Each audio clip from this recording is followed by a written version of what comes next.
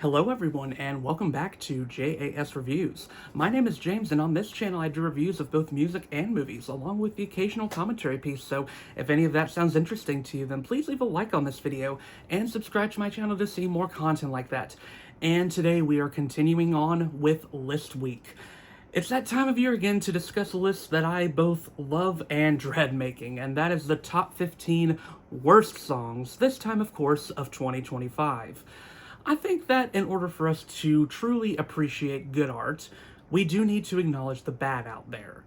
I'll be honest, I don't actively seek out bad music.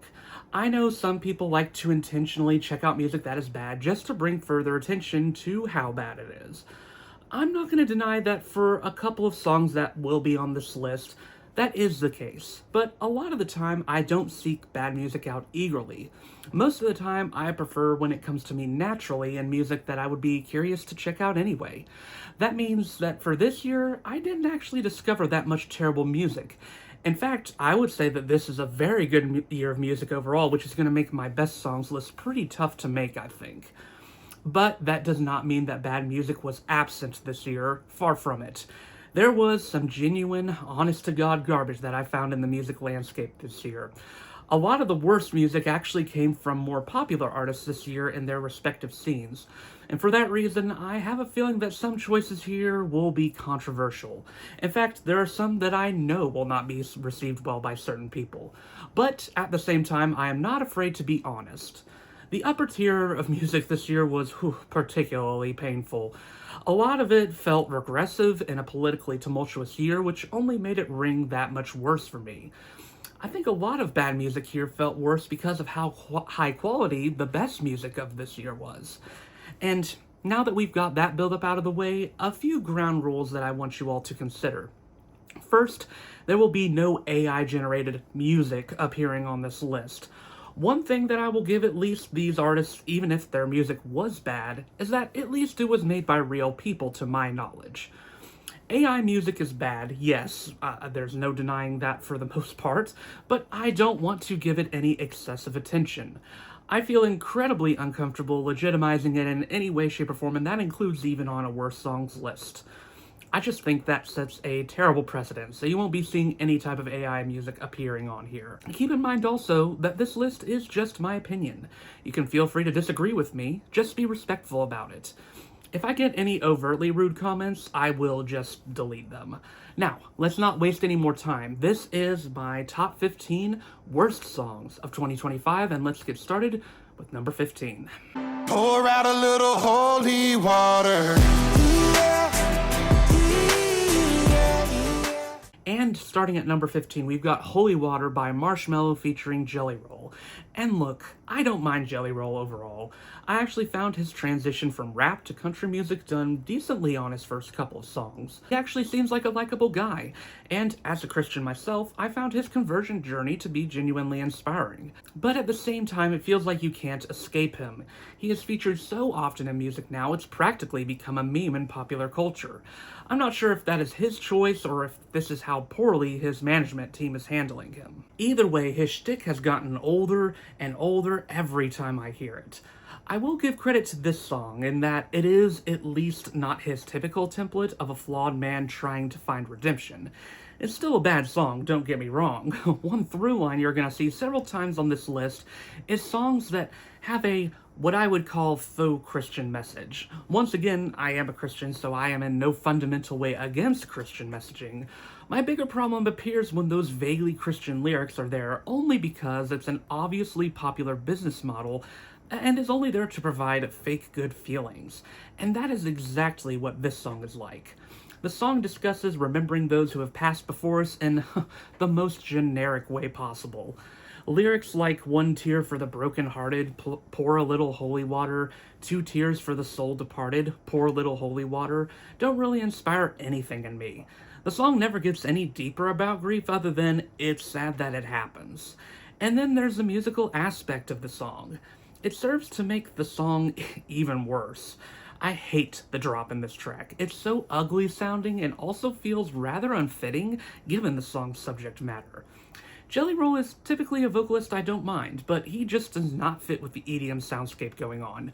This is especially true in the chorus, where his voice sounds overly processed, and the repetition of this vocal shout that he does gets very old very fast. I get that all songs are products to a certain degree. It just becomes more annoying when it's obvious that a song is trying to sell you something, and that is exactly what this track feels like it's doing.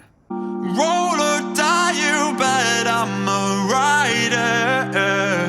You're out of shell. At number 14 is Provider by Sleep Token. Here's my first entry that I am 100% certain will be a contentious pick. Before I talk about it, I do feel like I need to outline my opinions on Sleep Token as a whole that always leave me frustrated. The conversations surrounding this band this year were insufferable. They were already getting bad last year, but this year they reached an absolute fever pitch of annoyance. I didn't like the metal elitists who call people who like Sleep Token not real metal fans. Whatever your opinions are on the band, they definitely have some aspects to their music that are metalcore-centric. I also don't think the band is talentless by any means. They have some genuinely great songs, and I do appreciate that they try different things. At the same time, though, those Sleep Token diehards who say this band is the most revolutionary out there and the best band of their genre make my eyes roll right up to the ceiling. It's hard for me to comprehend that point of view when there are a not insignificant number of their songs that simply don't coalesce together to make a strong whole, and some of their songs, for my money, are simply not good. Enter Provider, which could be my least favorite Sleep Token song to date. It's hard to say when Do You Wish That You Love Me exists as well. No matter what types of effects that Sleep Token is trying to slather on here, or how much Vessel is trying to dramatize his vocals, at the end of the day, this is a very basic love song, although it is a rather horny one. That leads to, unfortunately, some very cringe-inducing lyrics. Passages like, "Yeah, I see you, the only bad baddie, spinning eyes in the room, the only good girl this side of the moon, you're the only game I like to lose, never fail to make me involuntarily shudder." It just doesn't feel like a particularly sexy song given how try-hard the lyrics are being. This is exponentially increased with Vessel's ridiculously over-the-top vocal performance. I do think that Vessel's dramatics can be a strength for some songs, but for this one, it just doesn't work. His warbling of words becomes annoying very fast, and it never once vibes with the very basic pop beat going on in the background. The forced guitar passages in the song are wholly uninspired as well. I know Sleep Token can do better than this, which makes Provider and the album it comes from all the more frustrating. Oh, when I'm looking at you, God rest my soul. Feel like I saw the light. Feel like At number 13 is Wholly Blindfold by Chris Brown, and it doesn't surprise me that Chris Brown was yet another of the many artists who wanted to jump on the trend of making lyrics with half-assed Christian associations. In this song, they are as loose as they can possibly get, and the metaphor here is such a strange one. Chris Brown basically seems to view this girl as so pure that he can only see her as holy. The relationship basically becomes like a religion to him. The analogy of her holiness becoming a blindfold for him is a strange one that just doesn't make sense as the song continues to unfold. Chris Brown's singing is indistinct and completely lacking in any originality. The backing beat is charmless and dull, and the attempts at this song to be sexy with this subject matter fall utterly flat. Ultimately, there just isn't much to say about this song, so let's just go ahead and move on to more interesting ones. I genuinely don't have much to say about the song. It is just so basic in what it's doing, and yeah, I just don't recommend it at all, and don't see why Chris Brown continues to get recognition, because this continues to prove that he is just one of the most lifeless R&B artists working right now.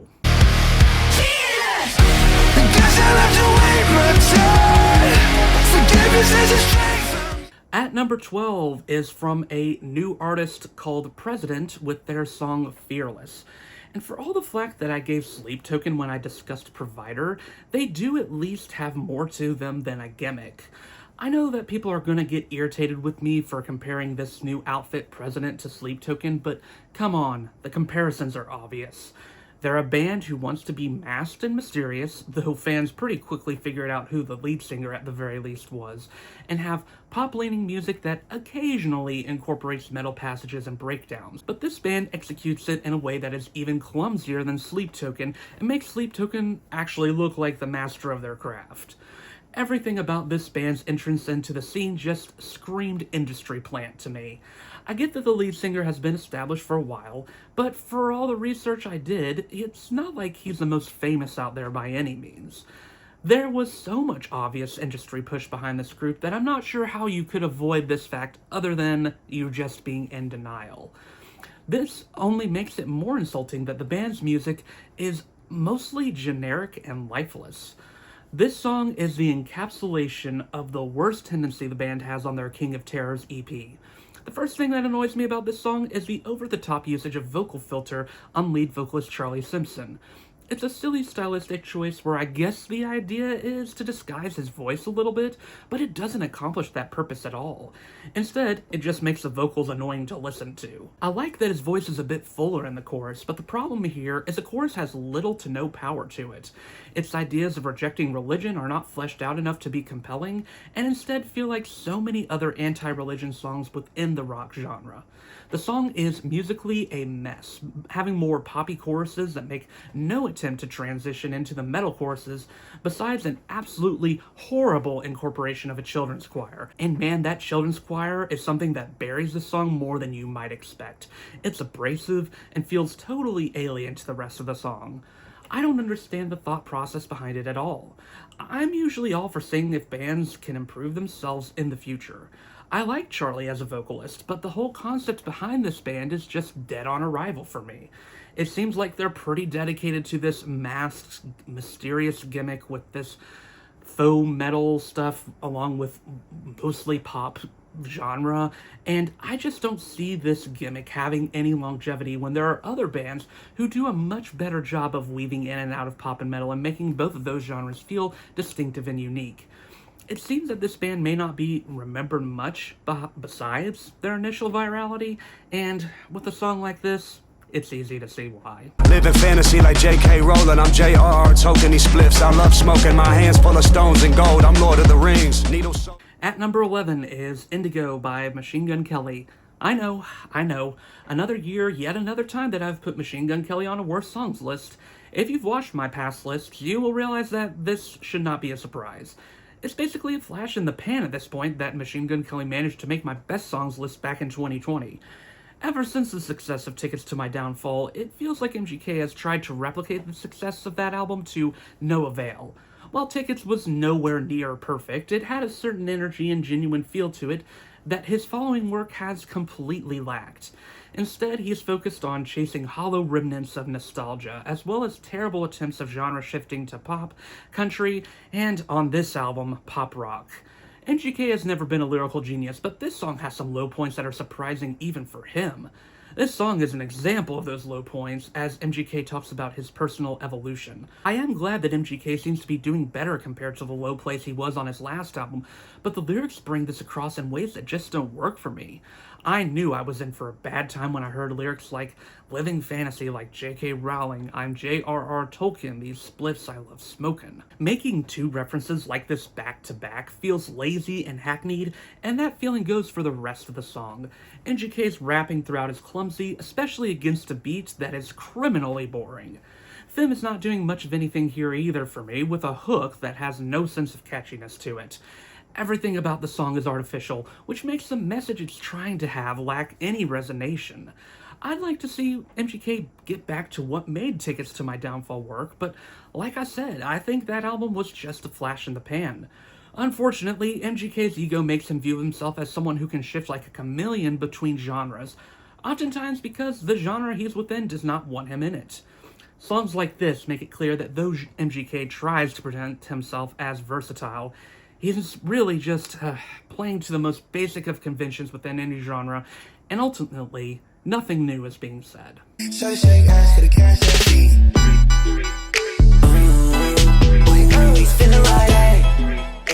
At number 10 is the song LV Bag by Don Toliver featuring Speedy and J-Hope.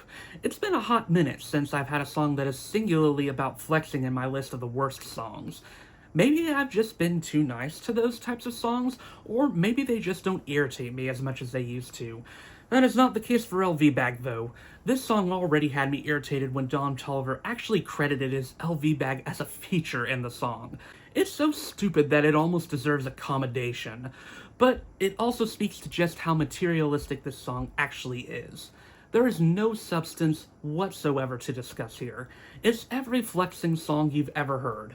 Don Toliver just brags about the money he has, the girls he can get it with, and, of course, glorifies drug usage. It might work if there were any sense of swagger to it, but it's entirely lacking in that department. Pharrell's beat is just obtrusive and obnoxious. I just don't understand what he was trying to go for on this song. The clinking keys clash in an awful way with Don Toliver's heavily auto-tuned voice. I get that autotune can be an effective stylistic choice if used right, but there's nothing interesting going on here. It just makes the song feel all the more vacuous in all its materialistic posturing. J-Hope doesn't offer much in this song either, but I'm not sure that it's his fault when there's nothing of substance being said. Don Toliver is one of those artists that I see people referring to as a vibe, but I've never personally seen that. This is the most distilled version of his brand, and I think really shows the biggest flaws that he has. Truly, just truly one of the most bottom-of-the-barrel songs in the hip-hop scene we had this year, and it stands out all the more because of the genuinely great hip-hop year that we did have. But yeah, this song is just absolutely terrible in all its empty flexing. Freak it in your favorite freak it with your headphones on. At number 9 is Freak It by Kim Petras. I feel like my relationship to Kim Petras' music is always in an incredibly tumultuous state, and that's probably because Kim Petras can never choose a consistent musical lane. On one hand, I admire that she tries a lot of different versions of the electronic pop she clearly has an affection for, but on the other hand, it feels like she's always trying to reinvent herself. It always seems like she's saying that this new version of her style is the real her, but then it turns out to not be the case with her next drastic change. It's become so much the case that even some of her fans joke around about the fact that Kim Petras seems to have a lot of debut albums. And yeah, once again with Freak It we see Petras changing her style, this time seeming to be inspired by Charli XCX's Brat. The problem is that this song lacks any understanding of what made that album work in the first place. The worst crime here is the insufferable repetition of the song's title. There is very little that gets me more annoyed than purposeless repetition, and this song sadly thrives in that department. The song is entirely vapid and has nothing interesting to say. And even when it's trying to be a danceable song, I don't think it succeeds in that department either. It's shrill and obnoxious to the ears, which only makes its annoying quality that much more noticeable. Kim Petras is trying to express this detached cool, but I don't think it gels at all against a beat that so desperately wants to be in your face. Everything about this song screams try hard, and I found it one that just grinded my gears the more I thought about it. I wanna do your body. I've never seen anything like it. So take my money, don't want it. No. At the number 8 spot, we've got Priceless by Maroon 5 featuring Lisa. It's become surprisingly easy to ignore Maroon 5 these days, and that is not something I'm going to complain about. Gotta take the wins where you can get them, am I right? I didn't even realize that they had an album coming out this year. In the past, their equally insufferable and boring music was practically inescapable anytime you stepped foot into the grocery store or turned on pop radio. That is not so much the case anymore, which is probably why this song doesn't rank as high as Maroon 5 songs have in the past for me. Don't get me wrong though, this song is still bad. It feels like Maroon 5 continues to fall into the same habits. Part of me can't blame them because of how successful it's been for them, but I also can't imagine it's artistically interesting for anyone involved besides maybe Adam Levine's ego. We see him once again playing the sexy lover role, and it's so tiring at this point. I don't think he presents this role well, especially because his voice doesn't exude any sexy quality at all. I mean, how much can one really get when you have lines like, "Your body, I've never seen anything like it, so take my money, don't want it." Oh yeah, Adam, I'm sure that'll have all the ladies swooning. Add on to this one of the most generic backing pop beats, and you've got Maroon 5 grocery store anthem galore in this song. Lisa is a talented vocalist, but Maroon 5 seems to have the crazy ability to take any vocalist's personality and drain them of it entirely. So is the case here, and I don't think that Adam and Lisa have any type of vocal chemistry. It's so obvious that she's only here to help up the streaming numbers from the K-pop fans. The attempt was successful enough for it to chart on the Hot 100, but does anybody really remember this? I think it's fine to let Maroon 5 continue to fade out. We are well past needing their presence in popular culture, at least in my opinion. I searched the world till my head hurt just to find out your ways better. Oh. At number 7, Your Way's Better by Forrest Frank. As a Christian, you better believe that I'm not ashamed to call out when Christian music is bad. Just because it talks about God more explicitly does not make it inherently of a higher quality than a secular cut. This is definitely the case with Forrest Frank. Unfortunately, artists like Forrest are the face of the dire state of popular Christian music right now. It's just all generic worship platitudes both lyrically and musically. I try not to incorporate my opinions of an artist's real-life opinions or views onto their music. However, with Forrest, it's sort of tough not to take into account some of the stuff he said in real life that makes his lyrics' performative nature stand out all the more. The thing I'm thinking of the most is that Forrest has said he will not accept any music awards because those are of the world. This just feels performative to me, especially because of the fact that he engages in worldly materialism in other ways, such as selling merchandise, or even submitting himself for a nomination to the Dove Awards in the first place. This song feels like yet another part of the performance. Generic uplifting of praise to God about how his way's better, while adding nothing else to the conversation. It's just so dull and trite, and another example of how Christian worship thrives on giving out empty platitudes for the masses to consume. And I'm sorry, but Forrest Frank is not a good vocalist. I really didn't like his vocal style when he was part of the duo Surfaces, but his solo work makes his flaws shine all the brighter. The way his voice nasally wavers in the chorus only inspires derision in me. I feel like there is so much more creative Christian music you could engage with this year. And in this year, we saw the comeback of the iconic Christian rock band Cutlass, or the members of Falling Up teaming up to create a superb side project. It's unfortunate that this CCM dreck is what makes its way to the top, but I think that's totally intentional on the industry's part, and I will continue to call that out as long as that continues to be the case. I want to meet your madre, pay my respects to your padre, mi amor. At number 6 is Meet Your Padre by Drake and Party Next Door, and good lord, how much lower can Drake get? It's a question that I continue to ask myself with each disastrous choice that he makes, and the answer always seems to be he'll get even worse than you can possibly imagine. This could well be Drake's worst song to date, and I'm not even sure it's close. In Drake's ever-moving journey of leeching off the next big trend, it seems his next target is regional Mexican music. This is such a particularly perplexing decision for some obvious reasons. Drake is not from Mexico, for one, and he clearly cannot speak the language properly. Co-collaborator Party Next Door is also from Canada, so once again, it can be reasonably interpreted that he can't speak the language either. I'm all for engaging with other cultures, but this song is not it. At all. Many people in Mexico have called it out for its badly done Spanglish, making the two artists' attempt at the Spanish side almost feel like a mockery. Drake in particular isn't even trying, with it almost feeling racist how much he's trying to over-exaggerate his accent. Party Next Door doesn't really fare much better here. The lyrics shift from English to Spanish, and they are awfully written. It doesn't feel remotely respectful to the genre. Both vocalists are drowning on autotune, and the clumsy guitar in the background is almost hilarious. It feels like both artists just looked up some popular Spanish words on Duolingo and called it a day. I am alternately fascinated and disgusted by every awful aspect of this song. I am at least happy to see other people seeming to recognize how trash this song is as well, as most people seem to be clowning on it. Good. It's what this joke of a song deserves.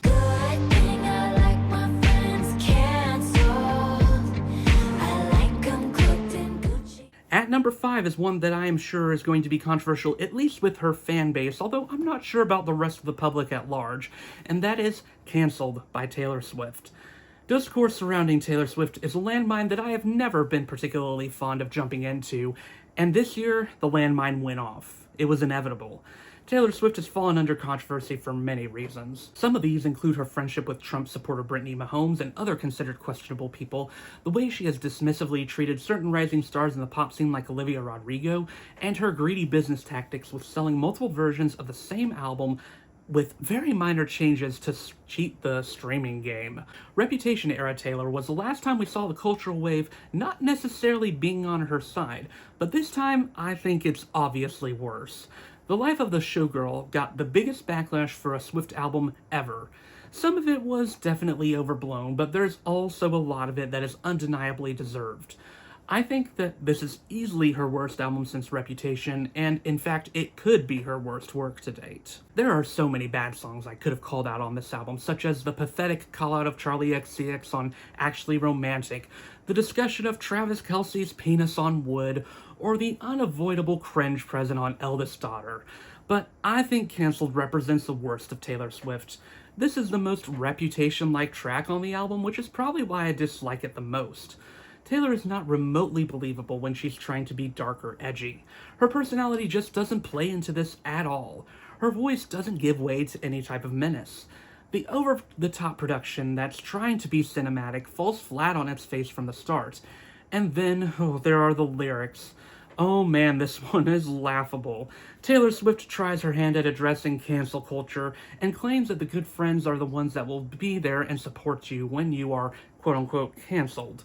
Everything about this statement rings false. First of all, I don't think cancel culture works as well as Taylor would want you to believe. This is especially the case for those like her in positions of unimaginable power. Secondly, calling someone canceled dodges any and all accountability. It's obvious what Taylor is doing here. She doesn't want to acknowledge any potential flaws she has. She views herself as an endless victim, and I get that on some things she has been judged unfairly. With someone in her high position and high popularity, it's inevitable that's going to happen. I do think people treat her unreasonably in several ways. But just because people were wrong about some things does not mean that she's justified to be innocent for all of time. The song is trying to claim as such, and I just don't agree with that contention or that thesis that she's trying to make. All of this song rubs me the wrong way. It's Taylor giving into her worst habits and presenting herself as more out of touch than ever. You and your twin on a jet ski. I'll change your life if you let like me. pretty girl. At number 4 is Pretty Girls by Will Smith. When I heard how much this song was being made fun of, I thought to myself, surely it can't be that bad, but yeah, it is that bad.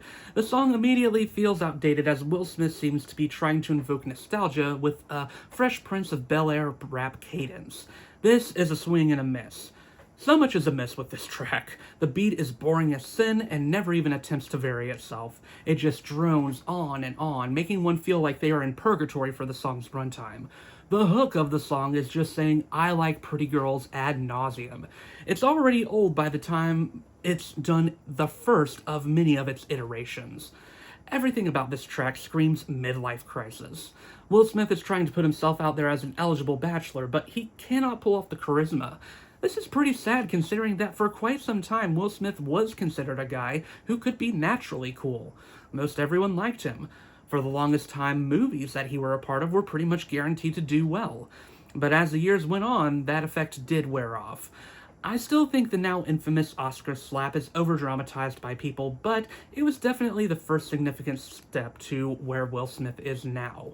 Between that and a lot of stuff revealed about his and Jada Pinkett Smith's relationship that the public should have never been privy to, it does sort of make sense how we got here. This song is just so lazy. Will Smith rhymes tonight with itself 3 times in the first verse. He can't seem to formulate an idea coherently.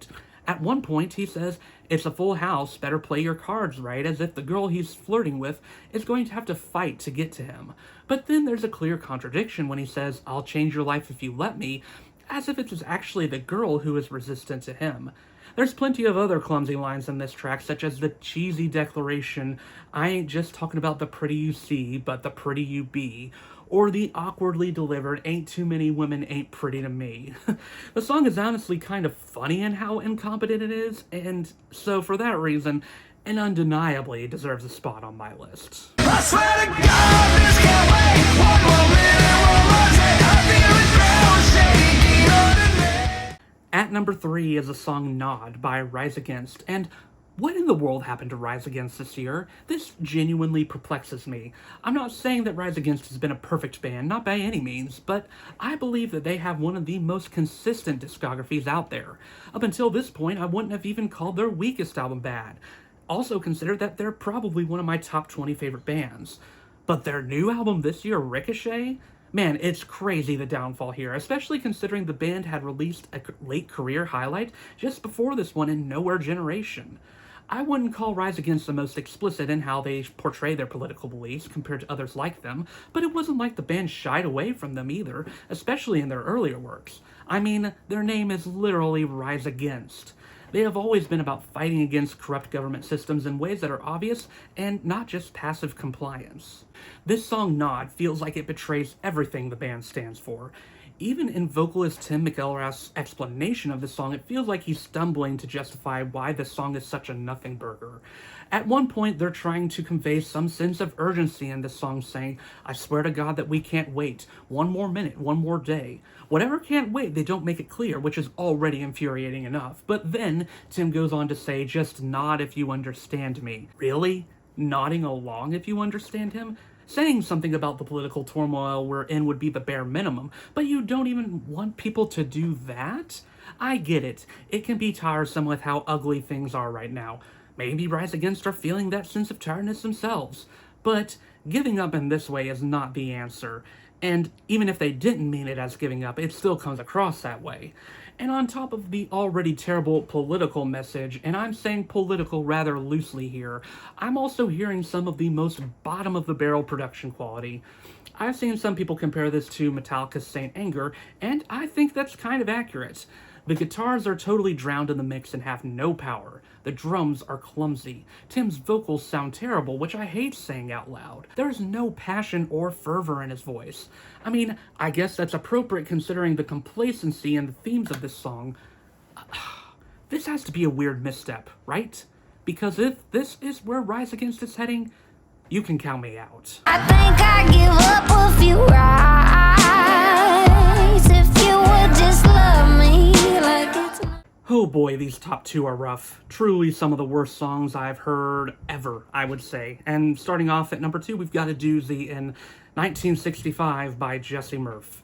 I try as hard as I can to understand where people are coming from when they say they enjoy a certain artist. For almost any of the people above this, even ones I don't like, I can see it from a certain point of view. But Jesse Murph, I'm sorry people, I don't see the hype at all. Her voice is one of the most grating I've heard in recent memory.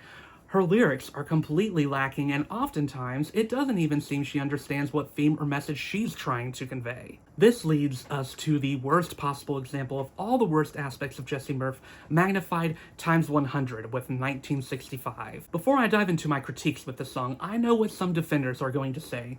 Yes, this song does have some satirical elements in it. I don't think that Jesse Murph truly wants to live in a time where women's rights were regressive. The problem is that this song is a terrible satire. Right away, the tone of the song just feels gross with lyrics like, "I might get a little slap, but you wouldn't hit me on Snapchat." What are we doing here with this tone-deaf lyric? It feels like it's trivializing physical abuse to make a point that nowadays relationships don't feel as genuine due to the barrier of technology. I sort of get the point that Jesse's making, but it's presented so poorly that I don't blame people who got the wrong impression. The chorus only makes it worse as she sings out, "I'd give up a few rights if you would love me like it's 1965. Once again, this satire is poorly executed. Even if she doesn't truly mean she'd give up rights, being loved like it's 1965 feels like Jesse is willingly putting on rose-colored glasses to avoid how many relationships in the 60s were actually like in reality. And even when she is acknowledging bad things from the 1960s, like problematic age gaps in relationships, she still goes on to say that that would be better than someone not holding the door open for her. It's a simply ridiculous premise. Not to mention another obvious. Jesse Murph's vocal performance is laughably bad here, and in some ways that might be the bigger crime than the lyrics. The music is unbearable. She sounds like a chain smoker in the chorus, and the way she raises her vocals there automatically puts me into defense mode. Everything about this track is inexcusably awful. Now, before we go into my number one pick, I did want to list off a couple of dishonorable mentions. These songs didn't quite make my top 15 list because they weren't as painful as some of the truly bad stuff here, but I still don't recommend these songs by any means, and I still do think that they are quite bad. So yeah, here's my dishonorable mentions. That's just my lifestyle. Hold my phone, shut up and watch me go. Southside. Hardy, hardy, like a bag of Takis, I'm the shit. I still don't care. That major talking, no, I still don't care. Are you in my head? Oh, it's already broke. Told me everything she touched just goes up in smoke. On the stand. Life's a car crash on the brake lines. Cut me so deep, find the butterflies. She's ferocious, and she knows just what it takes to make a pro. I miss the way we stay up. We talk about forever when I'm taking off my makeup. Now, at number one, my number one last year was quite bad and rough in Bigfoot by Nicki Minaj, which is maybe the worst diss track I've ever heard, and felt so ugly and tasteless and cruel. This one actually gives it a run for its money, which I can't believe I'm saying. So yeah, we've got another pretty freaking rough number one, and what is that song? Well, enjoy. So mystical, magical, oh baby, 'cause once you know.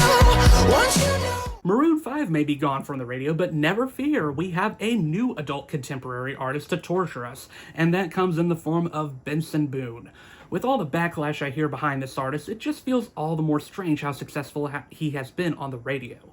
I suppose there is some crowd out there that likes beautiful things, but I, for the life of me, don't know how it's enough of a crowd that the song stayed in the top 10 Billboard hits for as long as it did. It felt like we just couldn't escape it.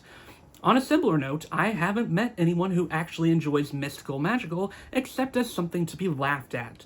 But sadly, memeing on something can make it more popular, and that is what happened to this song. And this song, it's gotta be one of the worst pieces of pop I've ever heard. Where to begin?